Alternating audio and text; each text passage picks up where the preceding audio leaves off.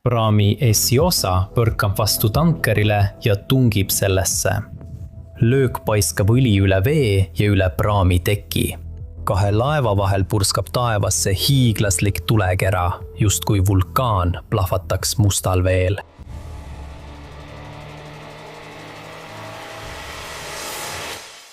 Aastal 1967 ehitas Camel Laird Birkenheadist Ühendkuningriigis auto- ja reisijate praami nimega Koningin Juliana, tuntud ka kui Queen Juliana. Hollandi ettevõte kasutas seda liinil Horwich ja Hoek van Hollandi vahel. Praam oli 131 meetrit pikk ja 20,5 meetrit lai. See kaalus 6682 tonni ja suutis saavutada kiirust kuni 21 sõlme.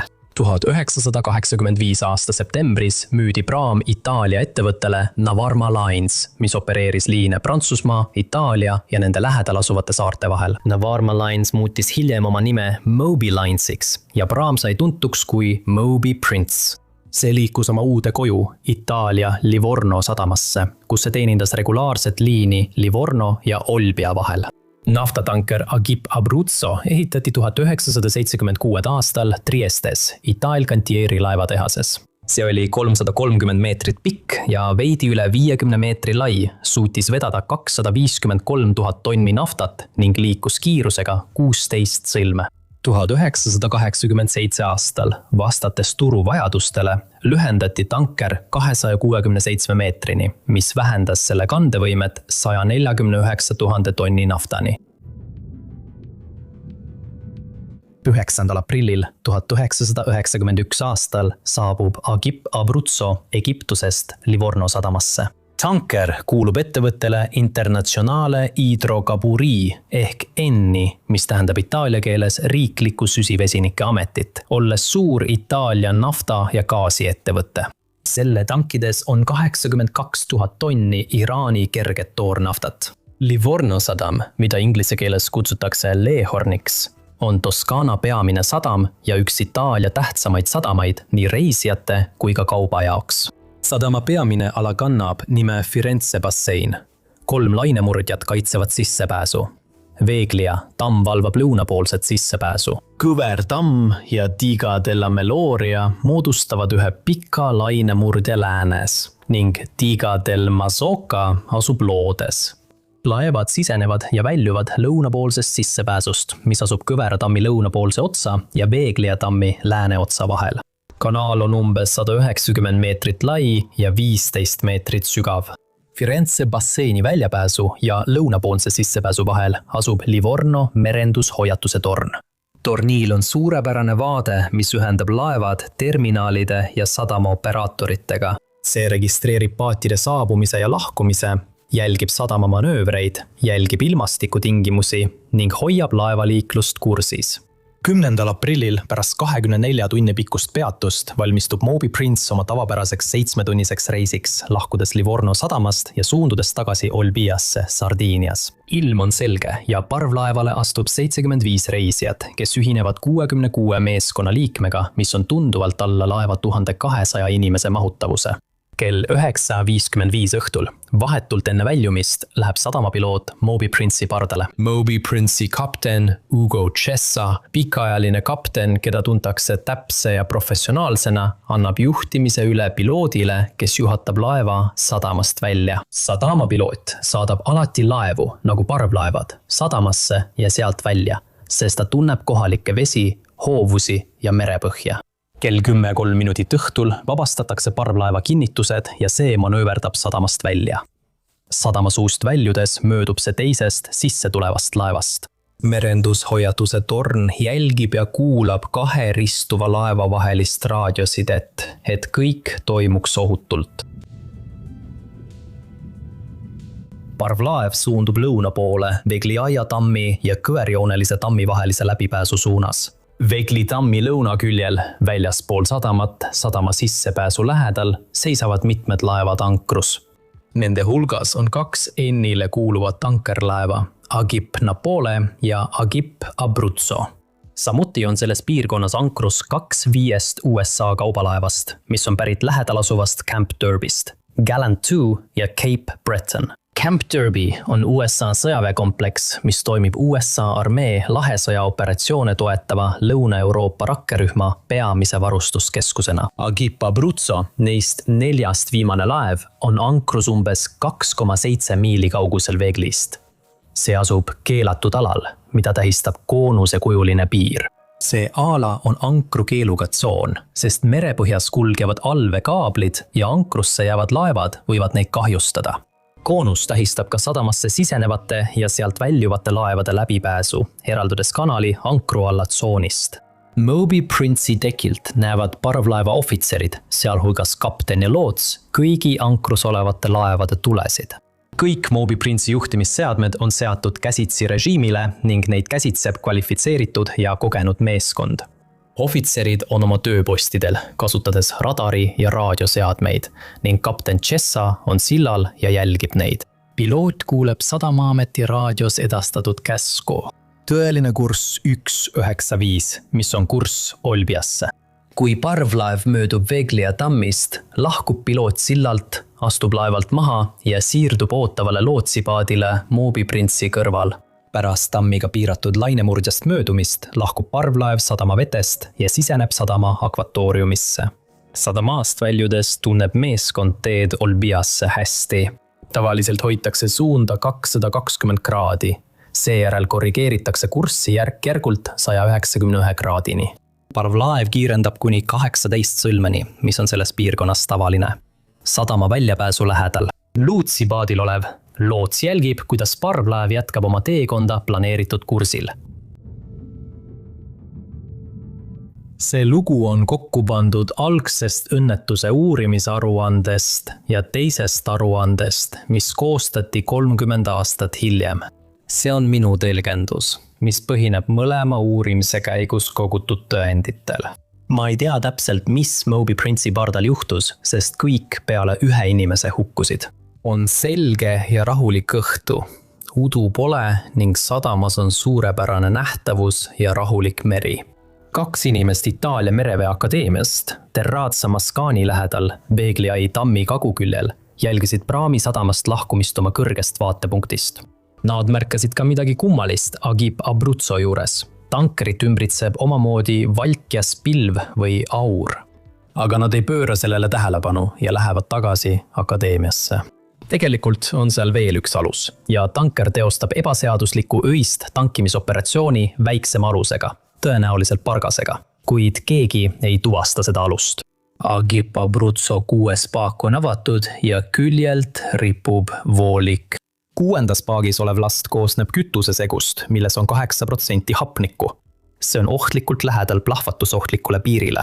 Tanker on suunatud lõunasse, tuled on välja lülitatud või on tegemist ajutise elektrikatkestusega. Ja valkjas aurupilv katab tankerit, nii et on võimalik, et Moby Prince kaotas tankerit silmist. Kell 22.25 ilmub 3. laev äkitselt Moby Prince'i teele.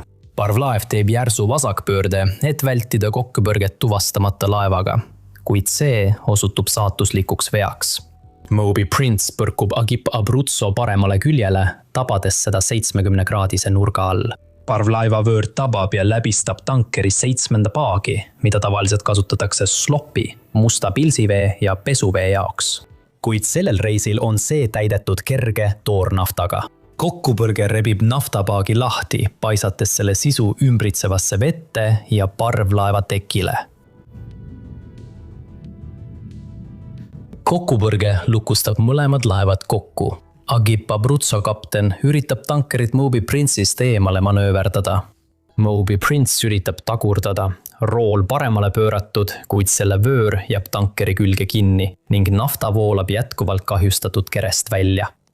Kui 2 laeva üritavad end vabastada, tekitab metallide hõõrdumine sädemeid ja süütab tankerist voolava nafta. Leegid purskuvad, neelates parvlaeva ja ümbritseva vee. Oma ainulaadsest vaatepunktist näeb mereseiretorn, kuidas tuli purskab nagu vulkaan. Leegid levivad nii ägedalt ja kuumus on nii tugev, et Moby Prince'i silla meeskond peab juhtimisruumi kohe maha jätma. Nad jätavad mootori täisvõimsusel tööle, rool on keeratud tugevalt paremale 30-kraadise nurga all.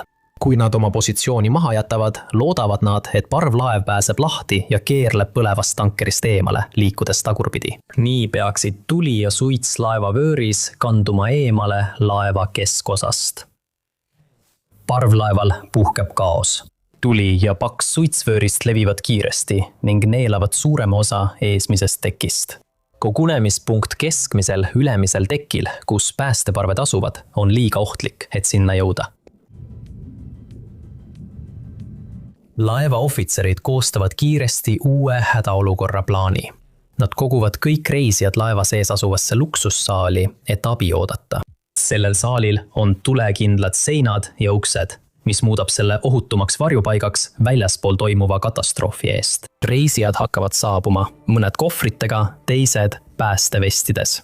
Meeskond on välja õppinud tulekahjuga seotud hädaolukordadeks. Mõnel on taskus hädaolukorra juhendid. Nad paigutavad saali ümber tulekustutid, et võidelda võimaliku tulekahjuga, mis võib läbi murda. Raadiooperaator ei pääse tulekahju tõttu juhtimiskeskuse põhiraadioni, seega kasutab ta hoopis kaasas kantavat saatjat, püüdes häiret anda ja abi kutsuda, saates korduvalt hädasignaale. Mayday, mobiilents, oleme kokku põõdanud. Meie laev on leekidesse mattunud. Vajame tuletõrjujate abi. Tema hääl muutub järjest meeleheitlikumaks. Sõber, kui sa meile appi ei tule, põleme kõik ära. Mayday! Meeskond ja reisijad ootavad koos luksussaali, lootes, et abi jõuab peagi, sest nad on sadamale nii lähedal. Sees püsib temperatuur talutav, isegi kui leegid neelavad nende ümber olevat konstruktsiooni. Sadamaavõimud kuulevad raadio kaudu hädakutset, kuid see on nõrk ja segane. Operaator pingutab, et aru saada, mida sõnum ütleb. 3 minutit hiljem saabub uus sõnum, seekord Agip Abruzzolt, kes teatab, et neid on tabanud laev. Nad saadavad uuesti raadiosõnumi. 2 minutit hiljem otsustab operaator, et hädakutse peab olema seotud Agip Abruzzoga. Segaduses ei võeta Moby Prince'i abipalvet kuulda. Päästemeeskonnad mobiliseeritakse, et aidata hädas olevat tankerit. Sadamavõimud juhivad ja koordineerivad päästeoperatsioone, samal ajal kui teised ametkonnad, nagu tuletõrje ja politsei, täidavad toetavaid rolle. 2 kai töötajad reageerivad hädaolukorrale omal algatusel, ilma sadamavõimude või teiste ametkondade korralduseta. Nad on esimesed, kes sadamakailt lahkuvad. Kell 10:30 õhtul näeb mereäärses majas elav elanik, kelle terrassilt avaneb vaade kokkupõrkele, toimuvat ja hakkab põlevaid laevu filmima. 2 laeva on endiselt teineteise küljes kinni. Tuli on levinud mõlemale laevale ja nende vahelisele merele. Öösel on nähtavus nii hea, et isegi Aale Itaalia lennuk, mis valmistub maanduma Piisasse, näeb merel tuld ja teatab sellest juhtimistorni. Tankeris sees vaatavad mõned meeskonnaliikmed sillalt välja, et näha, mis neid tabas. Vaatamata tulele ja paksule suitsule suudavad nad eristada suurt akendega paati, mis näeb välja nagu reisilaev. Ja siis Moby Prince vabaneb ning 2 laeva eralduvad. Kell 10:35 õhtul pole tankeri kapten päästjatele endiselt andnud mingit teavet teise põleva laeva kohta. Kõigepealt teatab Agip Abruzzo, et nad ei näe midagi.